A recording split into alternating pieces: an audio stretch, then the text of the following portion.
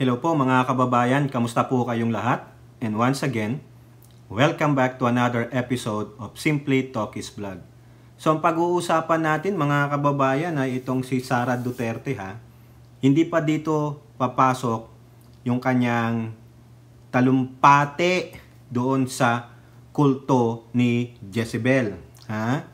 Yung mga harlot of Baal.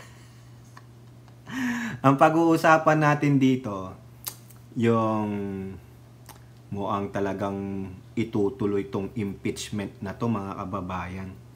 No? Delikado si Tamilmil dito. No? Yung aawitan natin siya. Actually, inawit na natin to sa LS. No? I can show you the world.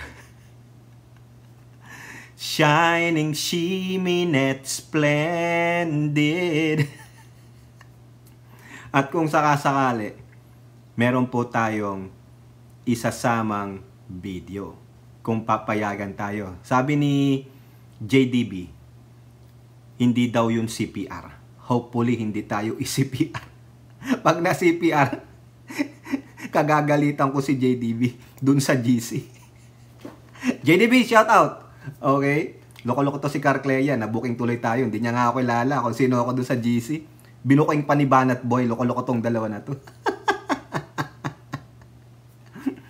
Okay. So yan po no. Pero dito, meron din pong sinabi si Coco Pimentel at yung kanyang lab na lab. Yung lab na lab ni Shiminet sa Kongreso. Si Franz Castro. Ganyan po yung dalawa na yan. Kunwari lang yung dalawa na yan eh.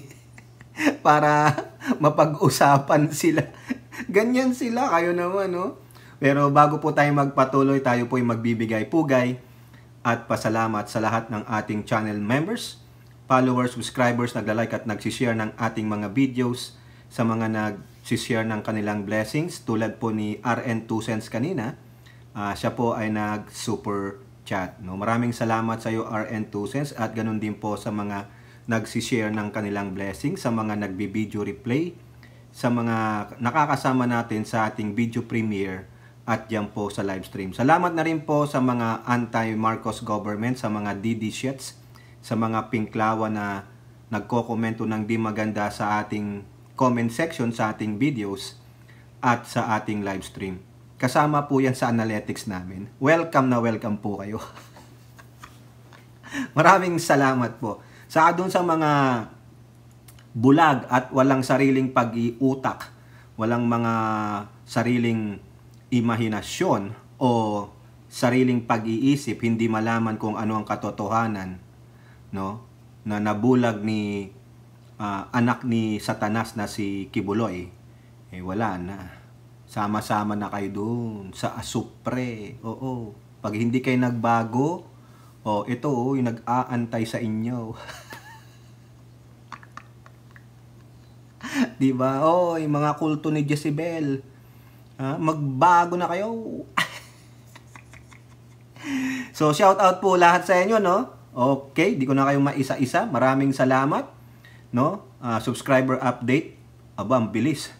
Baka mag 48,000 na tayo. Elora, bilis-bilisan mo. Mukhang gusto nila kaagad maka 50k tayo dahil dyan sa yung giveaway. Elora, mayayari tayo. Bilis-bilisan mo. Yung may bago tayong design ng ating logo. Ang ganda. Pinagawa ko doon sa dati kong kasama sa trabaho. Graphics artist yun. Pinapa-approve lang natin doon sa ating kaibigan na si Elora. Siya ang maglalabas eh. Yari si Elora. Okay, ito po tayo. May ilang article tayo dito. At ilang quote cards, no? So, unahin natin muna itong sinabi ng isang mambabatas na nabigo si Shiminet kaya galit na galit siya. Bigong-bigo po siya. Sawing-sawi siya. Bakit? Kasi hindi siya napagbigyan doon sa parliamentary courtesy sa written in the stone na kanilang tradisyon na pag itong OP or OBP ay nagprepresenta ng kanilang annual budget for approval sa Congress, ang gagawin lang, it is a long-time tradition of this institution to grant or approve the budget of the office of the President. No more question. That's it, because it's a long-time tradition. Yun ang sabi ni Marcoleta. Nagtataka daw siya sa mga kapwa niya mambabatas. Bakit parang hindi ginawa yung ganon? So, ibig sabihin, bakit hindi ikaw, Marcoleta, ang tumayo doon at magsabi na parliamentary courtesy? Bakit mo iniwan si Tamilmel? Bakit hindi ka sumipot doon sa unang budget hearing niya? At sabihin mo na, oy guys, my colleagues, no more questions, I will say this. Parliamentary courtesy. Kaso wala po. Wala po ni isa na mga kakampi ni Siminet Butangerang Pusit ang nagsabi nun. Tapos ikaw, hindot na Marcoleta, ha? Gago ka. Pasensya naman sa mga masasaktan, ano? Pasensya po sa mga, alam ko, Iglesia ni Cristo to, ha? Set aside po muna natin yung ating pagiging isang miyembro ng Iglesia ni Cristo. Maging objective lang tayo dito. Pasensya na po, ha? Wag po sana kayong magalit. Ako'y nagpapasubali na sa inyo. Hindi ko po tinitira ang Iglesia ni Cristo dito. Ang tinitira ko ay ang prinsipyo ni Dante Marcoleta. Pasensya po, ha, kung magagalit kayo, wala na po akong magagawa. Okay? Hindi ko po sinisiraan ang Iglesia ni Cristo. Okay? Kundi yung prinsipyo ni Marcoleta. So, ibig ba sabihin, okay lang na aprobahan ka agad yan, hindi niya maipaliwanag yung disallowance na natagpuan ng COA. Ayaw pa ngang i-release ng COA. Kinakailangan pang magpadala ng subpoena to release that report. Tapos sasabihin ni Marcoleta, nasaan na yung long-time tradition? May nakita ngang corruption. O kayo ba, papayag na lang kayo ng ganon? Kung alam mo namang may nangupit ng pera mo, tapos yung nangupit, hihingi pa ng pera ulit sa'yo, di ano ka? Diba? Ano ka? Tanga. Diba? Ano ang prinsipyo mo? Magpapagamit ka na lang ng magpapagamit? Ang usapan dito, ₱1,000,000 na kayo ang magsushoulder through your taxes. Papayag ba kayo? Uutangin yan, may interest pa yan. Tama, mali. Kaya pasensya po, dun sa mga, alam ko, siyempre, kasapi ng Iglesia ni Cristo si Congressman Marcoleta, pero hindi ko po tinitira ang inyong, ang inyong iglesia. Hindi po, sana maliwanag po yan sa inyo. Ang tinitira ko ay si mismong Marcoleta. Hindi po siya sa affiliate ng iglesia. Hindi po. Pagiging congressman yan, tinitira natin. Yung prinsipyo niya. Okay? Sana hindi kayo magalit. Marcoleta, nasaan? Ikaw ba papayag ka ng ganun? Hindi may paliwanag eh. Ikaw, halimbawa, anak mo o whatever, nanghingi ng malaking halaga sa'yo. Nung tinatanong mo, saan mo dinala ang pera, paano mo ginastos, hindi may paliwanag. Tapos manghihingi ulit sa'yo ng pera. Ano gagawin mo? Ngayon, kung ini-spoil mo yung anak mo, so okay lang, okay lang. Marami tayong pera. Don't worry, marami akong pera. Ganon eh. Pero pinag-uusapan dito, pera ng taong bayan. Nang hihingi siya ng 2 billion. So okay lang? Hindi pwede. Iba na yun ngayon. Dahil nakita ng ilang mga mambabatas na, wait a second. I-hold muna natin itong long-time tradition natin. Kasi people ought to know.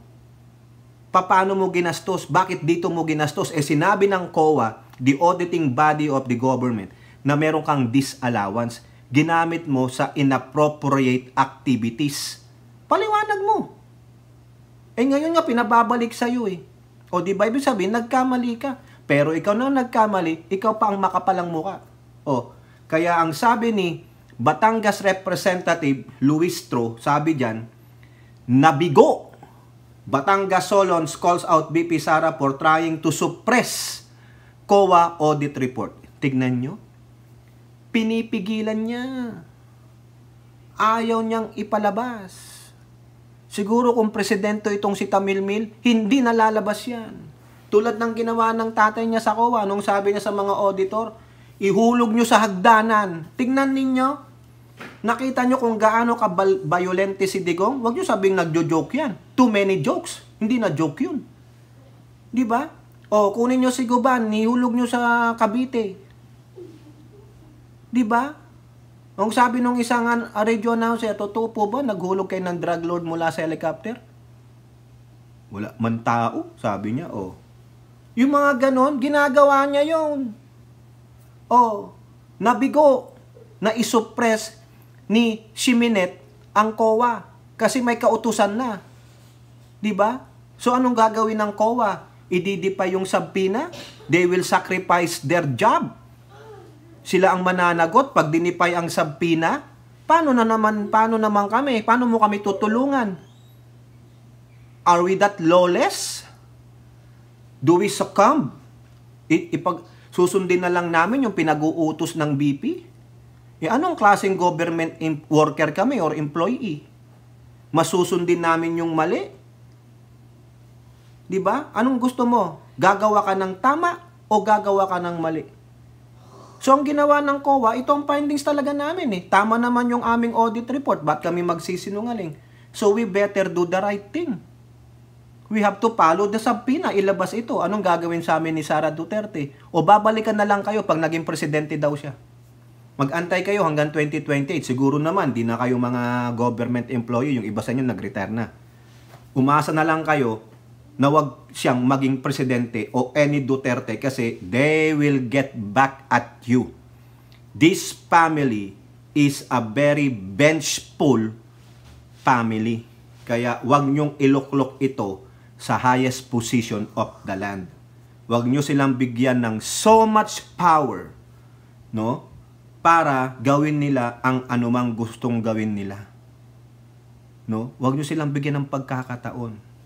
Kasi pag binigyan nyo ng pagkakatotoo niyan, mauubos kayo, sinasabi ko sa inyo. Bigong-bigo siya. Kaya nagwalwal na lang siya. Kasi nung talagang nalaman niyang nakita na nasa pakamay na ng mga Congress people, yung report na disallowance, ayun na kung ano na nang pinagsasabi niya.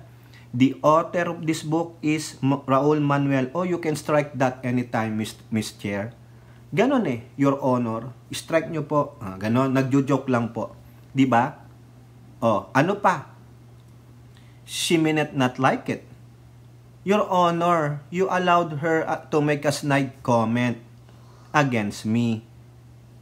You should allow me to make a snide comment also. O, tignan nyo. Doon pa lang makita nyo na ang pagiging vengeful niya. Mano pang maupo itong presidente. Lahat isusuppress niya. Diba? The word suppress, it is an attitude of a being authoritarian or dictator.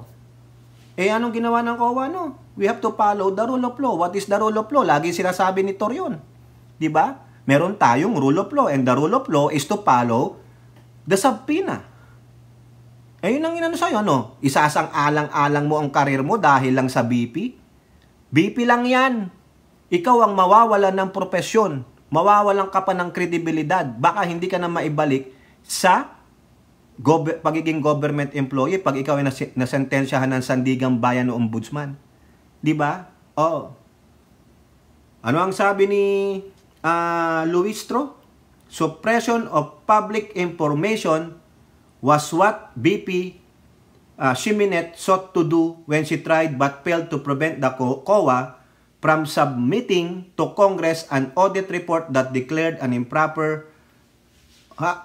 as improper her office spending of millions worth of confidential funds in December 2022. Yan po ang sinabi ni Representative Luistro. Pinipraise niya po ang COA. Kita nyo yan? Talagang ano niya, binabraso niya parang tatay niya kasi nga, she is what? Entitled above the law, beyond the reach of the Constitution. Yan po yung sinabi ni Representative Joel Chua ng Manila. Ito pa sabi ni Luistro. The constitutional power of Congress to review the spending of public funds is not just a right, but a duty. It is a responsibility to ensure that every peso of taxpayers' money is spent for its intended purpose and not misused. This is scrutiny. Tandaan ninyo ito. This is scrutiny extends beyond merely approving budgets. It involves a continuous evaluation of how these funds are actually spent, particularly when it comes to sensitive allocations such as confidential funds. Yan. Tinan mo to. Ha? Ito pa, sabi niya. She says, mismanagement of public funds, especially when involving large sum amounts, some within short periods call into question the capability and integrity of those in charge. Pero mo, 11 days nga lang naman. Di po ba? Tama, mali. Diskumpiyado talaga yun. Parang ikaw lang na magulang, sabi mo sa anak, anak, tipirin mo to ha. Hanggang Friday to kasi next week pa ang sahod namin ha. Tipid-tipid muna. Monday pa lang. Ang ginawa ng anak mo, umihingi na ulit ng Webes, ng Miyerkules pa lang. Naubos na eh. Nung Martes, sabi extend mo hanggang Friday. Di ba? Magtataka ka, saan niya ginastos ang pera? Paano niya ginastos ang pera? Di ba? Sabi niya, confidential funds are intended for specific, sensitive purposes that require a higher degree of discretion. However, this does not mean they are exempt from oversight. The public has a right to know if these funds are being used properly, and it is the role of Congress to ensure this through audits and other investigative measures. Correct. Ito ang ipaliwanag ninyo, Luis Tro, kay Rodante Marcoleta. Hindi niya yata naintindihan o nagbubulag-bulagan lang siya kasi siya ay K9 ng Duterte. Lapdog ng Duterte. Pasensya naman So umiidolo kay Marcoleta. Ako, bumilib ako dyan. Pero nung nakita ko ay wala. Ralim pala to. Duterte din pala to. PDP labang pala. Sabi ko, patay na. Eto pa Marcoleta, matalino ka, magaling ka, di ba? Bakit hindi ka umupo doon? Ba't hindi mo i-depensa si Tamilmin? Mag-volunteer ka na, nandun ka sa depensa ni Tamilmin.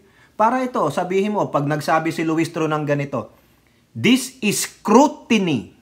The word is scrutiny. Kailangan busisiin. Extends beyond merely approving budgets. Kita mo yan? On how these budgets, funds are actually spent. Kasi nalaman Okay sana kung walang disallowance. Hindi pinababalik ng COA yung 73.28 million na CIF niya.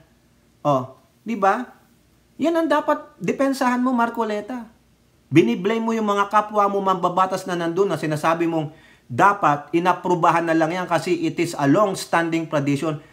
Kahit na ano pang mangyari, maski na nagastos niya ang pera na hindi na-scrutinize, saan niya pinunta yung pera na yan, wala na tayong pakialam kasi it is a long-standing tradition. Wala nang question.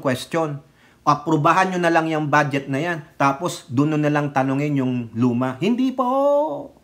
Kailangan halungkatin nyo kasi may nakita Diba? Bakit ka ulit magbibigay ng ganito kalaking halaga kung may nagawa na siyang kapalpakan doon? Kung hindi mo papansinin yon, itong pera na to, baka mawala na rin bigla kaagad yan. Another explanation na naman. Another investiga ka na naman. Kung baga, pinatungan ang mga problema. Hanggang yung nasa ilalim, hindi mo na mahalukay. Kasi hindi mo pa natatapos yung nasa ibabaw. Ganun po yun Yun ang gustong mangyari ng Marcoleta. Aprubahan nyo na. Yan long-standing tradition. Long-standing tradition of way of corruption. Tang ina. Pasensya naman sa mga umiidolo dyan. Magalit kayo kung magalit kayo. Diba? Yan po.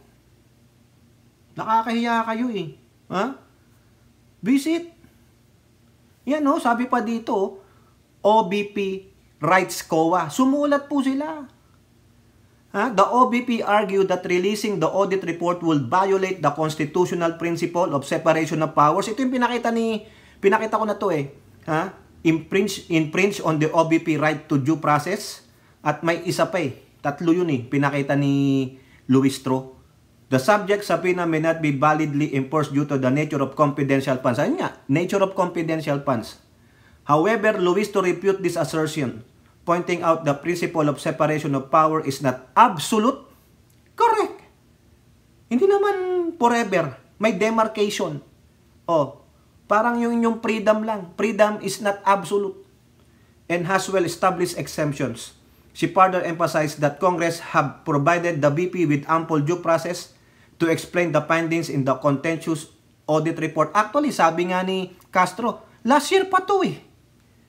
Nanghihingi sila, nagre-request sila sa COA pero ayaw ibigay unless may subpoena. So nag-subpoena sila. Ha? The principle of separation of powers ensures that no branch of government operates unchecked. Ha? But when it comes to the oversight, ayun. The oversight function of public funds, this principle must yield to the need for transparency and accountability. Ayan ang ayaw gawin ng OBP kasi may tinatago siya. Alam niya, hindi niya kayang i-explain. Kasi siminet siya eh. Pusit. Ang laman ng utak niya ay tinta ng pusit. She cannot explain it properly. Tingnan ninyo. Yun na lang itok-itok niya.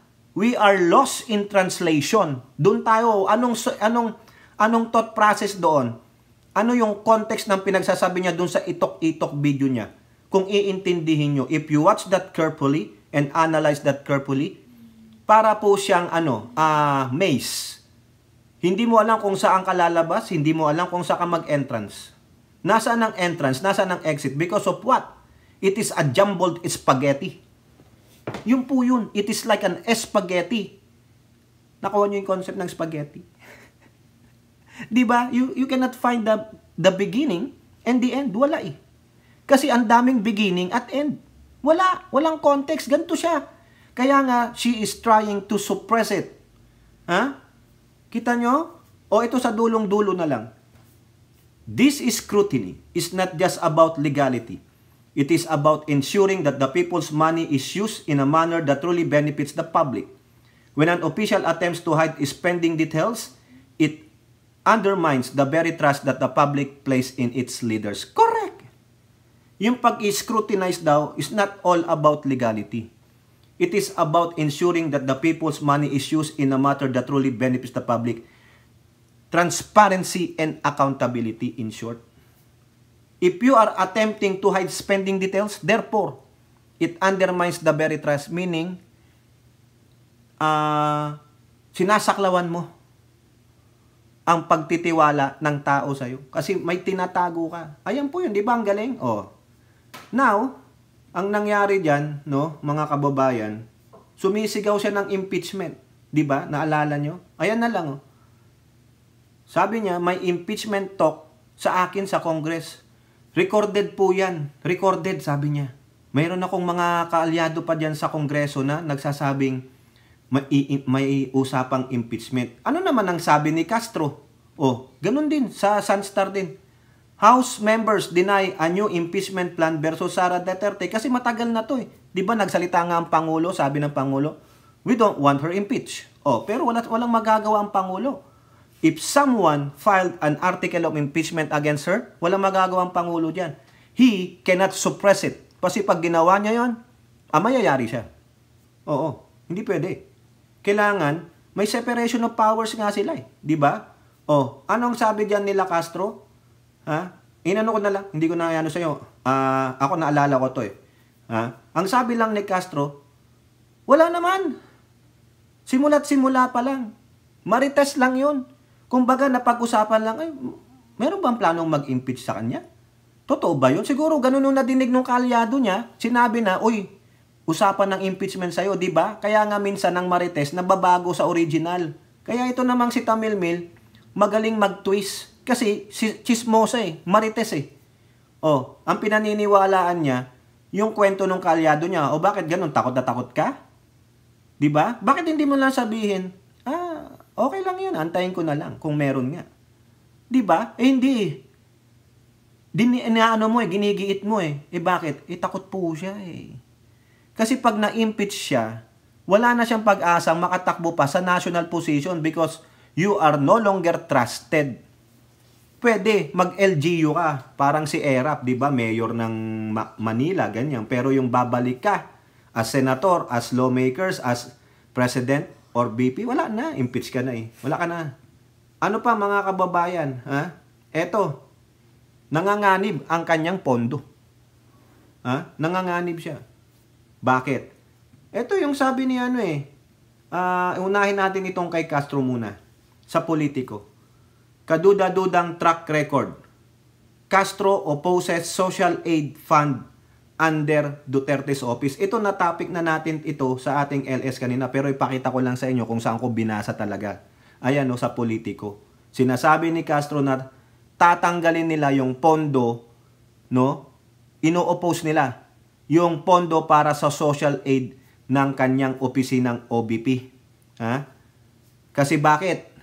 Given the previous misuse of confidential funds, we must ensure that public funds are allocated and utilized properly. Kasi baka ilagay na naman niya yung pondo diyan sa social aid na yan, pero ginawa lang social aid pero confidential fund pala. Ayun ang nasa isip nitong mga umuoposisyon. Hindi natin pwedeng payagan na maglaan ng hiwalay na budget para sa social services sa isang opisina na may kaduda-dudang track record. Ano ba yung social services? O tulad ng DSWD, yung kanyang AICS. Ganun lang repetitive Yung sa DOLE, yung sa DOH, ano pa, triplanteng, ano pa, rewards, wala na yun. Kaya sabi ni Castro, hindi papayagan. Delikado yun. Ano pa? Ito na talagang malala. Ito, sinusupplement ko lang yung sa LS kanina para sabihin nyo, hindi ako nag-fake news. Para sabihin nyo na talagang nabasa ko. Ayan, GMA News Online. Coco Tusara, focus on BP roll. Instead of buses, books, bags, mag-focus ka sa BP roll mo. Ano ba ang BP roll? Tingnan nyo sa 1987 Constitution. Ano ang role ng BP? I-search ko lang, Constitution, BP role. Ayan. Tingnan natin. Official Gazette. Article 7. Mali ito. Asan na? The Philippines, Article Constitution. Mali yan. Ayan, power. Dito na lang sa Rappler. Tingnan natin dito. Rappler, Powers and duties, President and the Vice President of the Philippines. Naku, matagal na to. Continue reading. Naku, pinapaano pa ako. Ano ba naman ito? Ay, naku, ewan ko dito. Ano ba yan? Pinapakreate pa ako ng account nitong mokong na ito. Ano ba to, Ilora? Ayan, sige. Sabi dito, punta tayo sa Vice President. Ayan. Vice President, sabi ni Rappler. Tingnan natin. Term of office, 6 years. At noon of June 30, maaga ngang nag-swear in si Tamil Mil, di ba? Ito lang ang sabi ni Rappler, Powers and responsibilities. Assume the position of the President in the event that the office becomes vacant. Can be a member of the President's Cabinet without confirmation from the Commission on Appointments. Serve as an Executive Committee member in the National Security Council. Di ba nasa NTF-ELCAC siya dati? Ayan yun. Wala na. Yan ang mandato niya. Yan ang mandato ng inyong BP. Ang sabi pa nga dito ng Rappler, source 1987 Constitution of the Republic of the Philippines. Doon nila kinuha yan, mga kababayan. Nandito, kinlik ko, the 1987 Constitution of the Republic of Philippines, Article 7. Dito na nalang kunin yan. Nasaan ba dito? Yung powers niya, walang yan wag na, haba na Yun na lang ang pag-anuhan natin, in case of serious illness of the President, blah, blah, blah, blah, blah, blah, blah. Yan, basahin nyo ang haba nito ang dami pala nitong section nito. Ang haba, Ilora. Ikaw na lang magbasa nito hanggang section 23. Pero sabi ng Rappler, balikan nyo, ayan, Okay? Ayan lang yung powers and responsibilities niya. Yung number 1, mag-antay ka hanggang maging incapacitated ang presidente. Pwede kang maging member ng cabinet, ng gobyerno, maski na wala ng confirmation. Di ba hindi nga siya kinonfirm kung gusto niyang tanggapin yung posisyon? Also, he can be an executive member of the National Security Council. That's it. Wala yung magbigay ka ng tulong, wala yung magbigay ka ng ganito, wala yung mag-tree planting ka dito, wala yung bigay ka ng backpack, gumawa ka ng libro, walang ganon. Hindi mo mandato yan. Kaya nga, ang sabi ni Coco Pimentel, mga kababayan, pasensya na, no? Babalikan natin yon sa GMA News. Focus on BP role instead of buses, books, or bags, or tree planting, or hiking on the tallest mountain. Motherfucker. Sabi din po Pimentel, Duterte to direct her attention to her main duty as the country's second top government officials instead of implement programs that are not within her mandate. Ayun, tama po yan. Ha?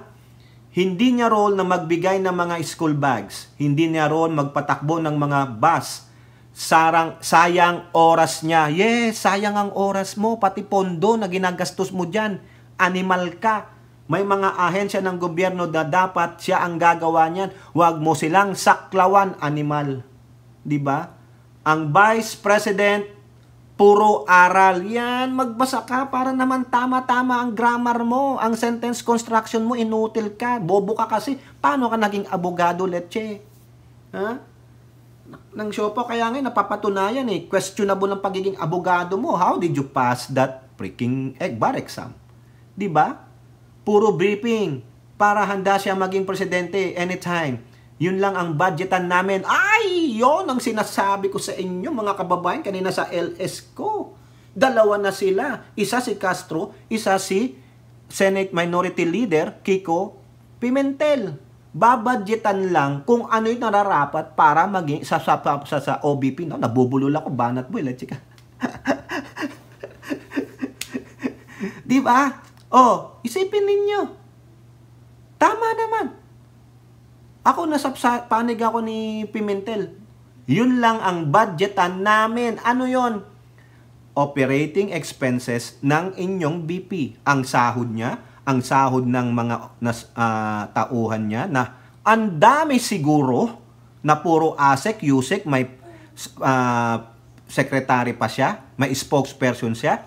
At yung 400 mahigit na bodyguard niya. Pwede po ba,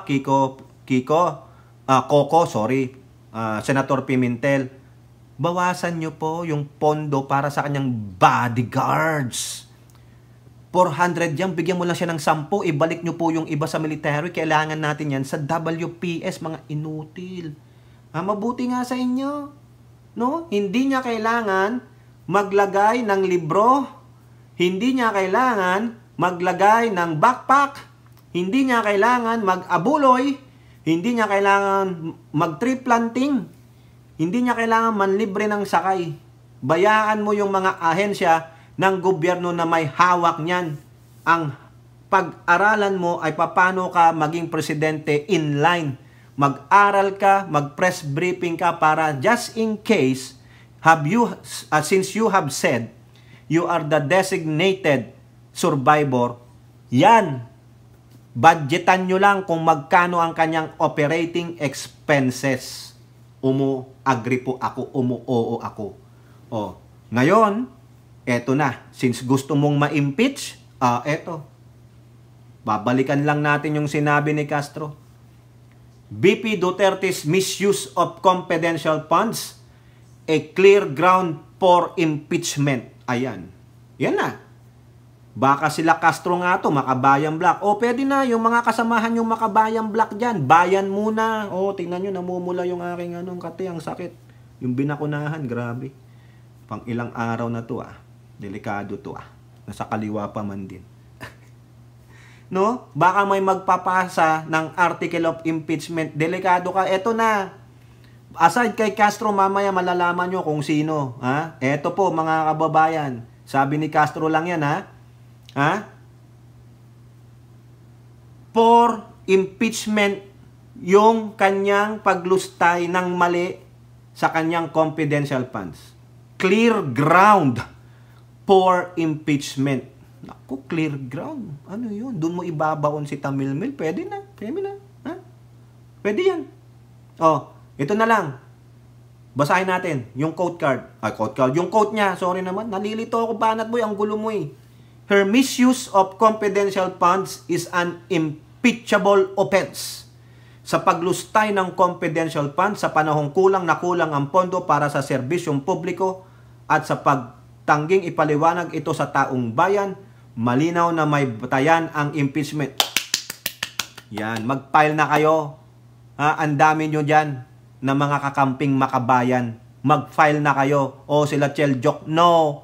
Sila Colmenares, ayan. Sila, yung mga yon, pati si David, si Rafaela David. Sabayan yan no, para matanggal na tong hinayupak na to. Tapos magre-reklamo siya dun sa Kojic Anniversary Rally na ang daming naghihirap. Yung iba, 2 beses lang akala ko naman, hindi kumakain. May 2 beses pa. Diba? Punta ka ng Africa, oh. May mga ilang bayan dyan sa Africa, talagang wala. Wala talaga.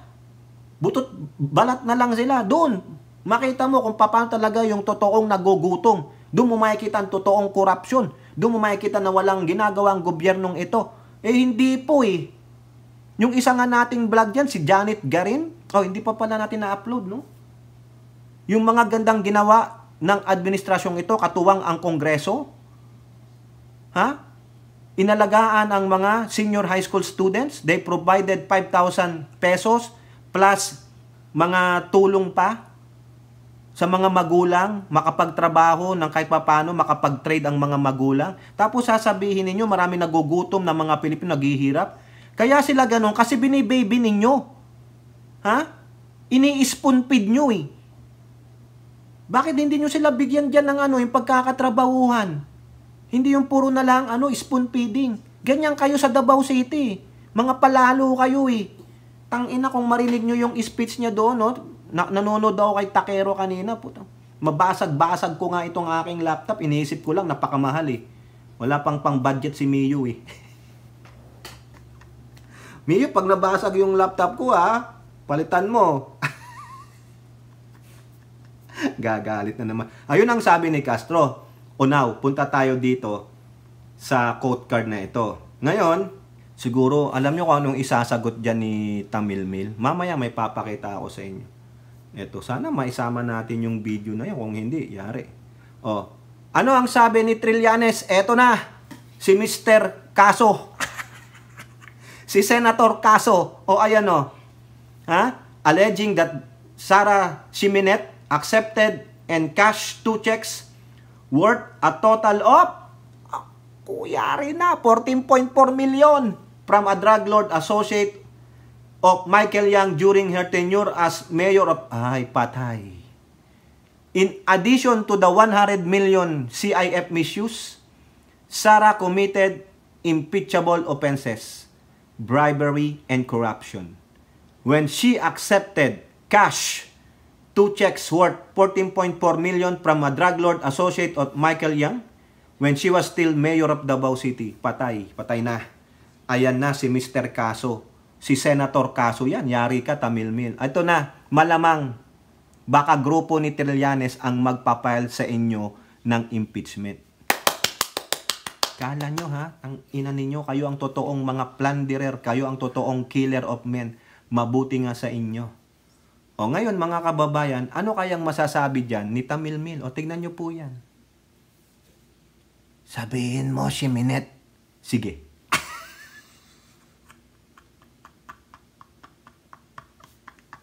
Kala ni Carcleya, seryoso. Ano na, Carcleya? Di ba? Sige. Eto, mga kababayan. Ano ba tong Siminet na to? Hindi natin nakuha yung Siminet Wala, si JDB may kopya eh. Loko to si JDB. Ito, dito po kay Sir Benji. Nandito yan si Siminet. Nakakita ko yun eh. Kay Sir Benji. Tingnan ko kung makukuha ko yung mga kababayan. Ito. Hopefully hindi tayo copyright. Loko ka JDB pag ako na-copyright dito. Ikaw sisihin ko Ang galing po kasi mga kababayan nag-compose nito. Ayan tingnan nyo. Panoorin nyo ito na po yung last natin, Okay? Game. 1 minute lang to. In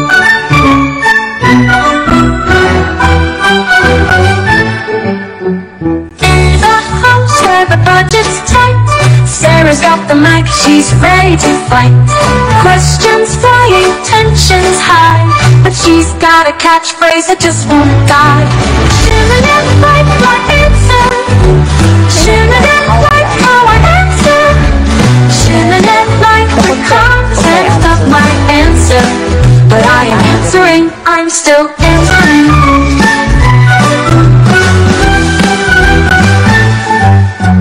Budget talks in disarray, Sarah's words start to sway. Internet's buzzing, memes take flight, her responses are the highlight of the night. Shimmin' like my answer, shimmin' like how I answer, shimmin' like the content of my answer. But I am answering, I'm still answering.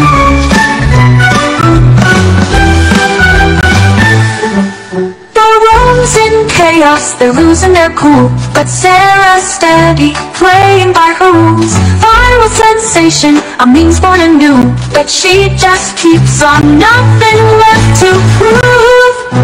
Shimmin' like my answer, shimmin' like how I answer, shimmin' like the content of my answer. But I am answering, I'm still answering.